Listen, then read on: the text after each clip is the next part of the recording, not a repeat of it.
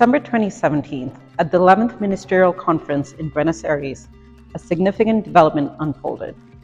A group of 70 WTO members launched a Joint Statement Initiative, or JSI, a collaborative effort exploring the creation of a new agreement centered on investment facilitation rules within the WTO. Traditionally, rules for investment have been negotiated through international investment agreements and dedicated chapters in regional trade agreements, with just one previous agreement in the WTO back in 1995. However, interest in investment facilitation rules at the WTO has gained momentum over time, with more than 2/3 of the WTO membership now engaging in the JSI process. In July 2023, these participants delivered an important milestone. They finished negotiating the legal text of the Investment Facilitation for Development Agreement, or IFDA. So what's included in this agreement? There are four main areas of the proposed rules.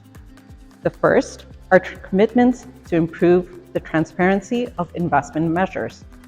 The second are commitments to simplify administrative procedures. The third is to strengthen cooperation among governments and with investors on investment facilitation matters. Finally, there are commitments to enhance the flow of sustainable investments. At the forthcoming 13th Ministerial Conference, the broader WTO membership will debate whether to include the new IFDA as a plurilateral agreement in the WTO framework. Proponents for the inclusion argue that it will allow developing countries and LDCs to access more capacity-building funds to carry out important institutional reforms, and that such efforts will help boost global foreign direct investment flows. They also argue that the WTO should be open to negotiating more plurilateral agreements, such as this one, to meet its members' modern and diverse needs. However, some WTO members disagree.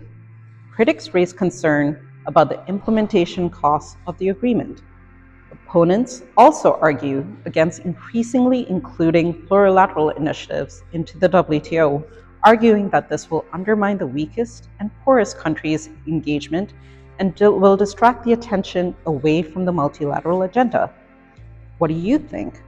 The debate will continue during this year's Ministerial Conference in Abu Dhabi. Will IFDA participants sway the full membership to allow the agreement into the WTO framework? Or will the opposition persist, not only against the IFDA, but also against injecting more variable geometry into the WTO system?